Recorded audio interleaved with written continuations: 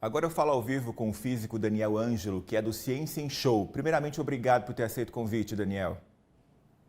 Obrigado você, Gustavo. É um prazer estar com você. Infelizmente, numa hora para tratar de uma tragédia, né? Sim. Ô Daniel, o que chamou muita atenção foi o poder de destruição gerado por essa explosão, né? Essa foi uma explosão diferente da que estamos acostumados a ver em outros acidentes desse tipo?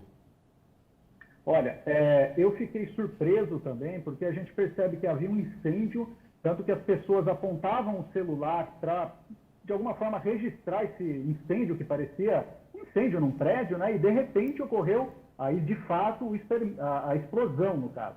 É uma explosão de grandes proporções, mas a gente não pode se esquecer que a quantidade de material que tinha lá era muito grande. Então, eram, se eu não me engano, 2.750 toneladas de material, né? Então, logicamente, tudo explodindo de uma vez, que de fato é basicamente isso que acontece.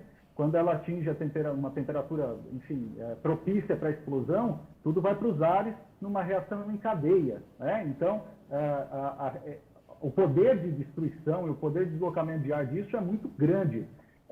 Para ter uma ideia, uma coisa que, assim, como físico, eu fiquei intrigado, a gente sabe que pessoas ouviram essa explosão em outro país, né, a 200 quilômetros de Sim. distância.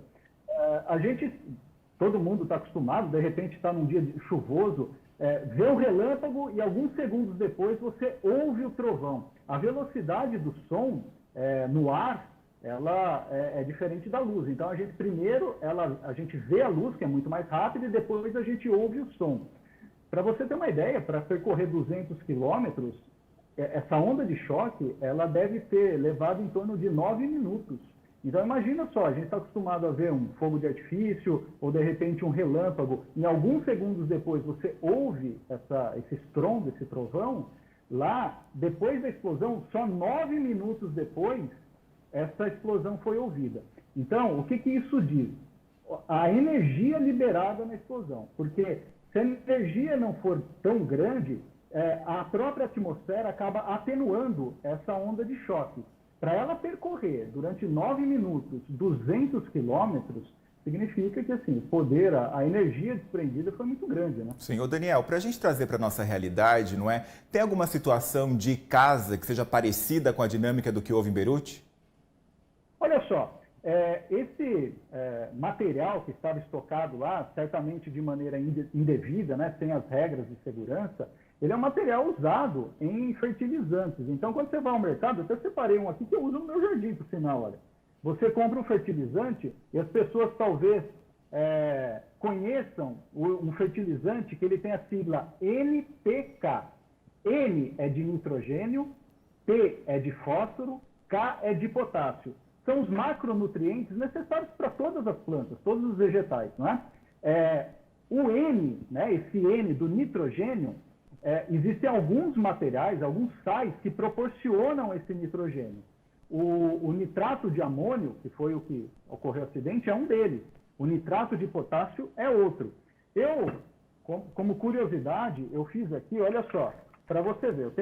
Vamos ver se vai dar para ver bacana aqui. Esse papel aqui é uma folha de sulfite. O que eu fiz aqui foi pegar um pouquinho do fertilizante N, né? No caso não era o nitrato de amônio, mas era o nitrato de potássio. Agora, ele causa uma coisa muito parecida. Então, aqui, olha, quer ver? Eu passei um pouquinho e perceba que ele vai, no lugar que eu passei, vamos ver, ele vai queimar o papel diferente do que se a gente colocasse fogo no papel. Observa, dá até para olhar aqui o rastro que foi feito, né, pela minha montagem aqui, e ele vai como se fosse um caminho de pólvora. Porque esse material aqui, ele é o chamado oxidante. Quem já viajou de avião, ou quem viaja de avião, sabe que lá no check-in você já vê lá um alerta, materiais proibidos, oxidantes. É justamente por isso. O oxidante ele tem uma capacidade de fornecer oxigênio para a queima. A gente sabe que não basta combustível, somente o combustível para ter queima, precisa de oxidante. Então ele fornece o oxigênio e ele consegue uma queima diferente, ó. Percebe que ele fica como se fosse um caminho de pólvora. Sim. Aqui, logicamente, do jeito que ele foi feito, ó, eu fiz até num papel toalha aqui um pouquinho diferente, a gente consegue até ouvir o barulho, ó, talvez, não sei se vocês conseguem ouvir daí, mas ele queima de uma maneira diferente, porque ele está composto de oxidante, portanto, ele consegue fornecer mais energia para a queima, não é? Sim. Então, é isso que aconteceu. Muito oxidante, numa condição propícia, pode causar uma explosão, alimentar com oxigênio, e não tem quem segura, né? É o que a gente viu, infelizmente. Ô Daniel, o que chamou muita atenção também, não é a distância que isso foi sentido, como você colocou no início da entrevista, mas a incapacidade de reação das pessoas. Eu queria saber se você pode avançar nesse sentido.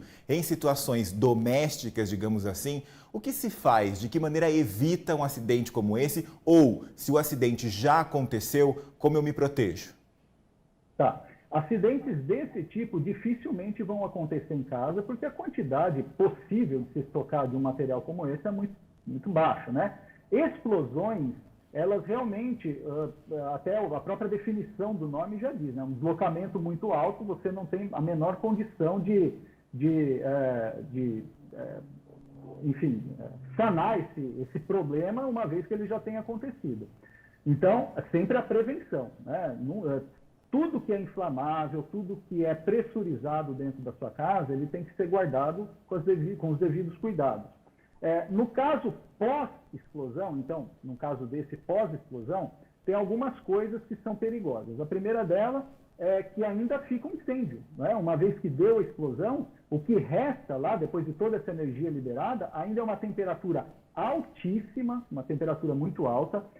Os prédios em volta, se não for uma situação de prédios, o que tiver em volta pode também pegar fogo. Então, o trabalho do Corpo de Bombeiros, ou dentro de casa, se você passar por uma situação semelhante de uma explosão com incêndio, você tem que resfriar tudo que está ao lado, para que esse fogo, essa temperatura, esse calor não passe para outros objetos e acaba alimentando ainda mais, né? Porque a gente tem combustíveis em casa, uma própria cortina, um sofá, tudo é combustível. Então, tudo isso tem que ser resfriado.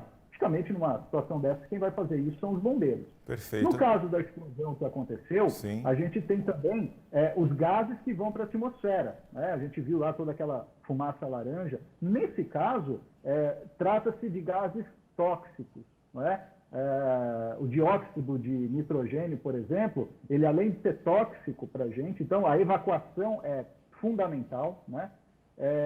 Ele é um gás tóxico que produz um problema respiratório e, num segundo momento, ainda ele vai produzir chuva ácida, porque ele vai se combinar com elementos da atmosfera e, quando chover, essa chuva vai ser ácida, podendo contaminar mananciais, dependendo da acidez, pode provocar problemas até mesmo na pele, podendo provocar problemas na agricultura também, enfim, isso se espalha na atmosfera. Então, realmente, em grandes proporções, isso é perigoso. Dentro de casa, a prevenção sempre é o melhor remédio, né? Porque depois que acontece uma explosão, fica difícil, o controle disso é muito difícil. Maravilha. Daniel, muito mesmo obrigado pela sua participação. Até uma próxima oportunidade, tá bom?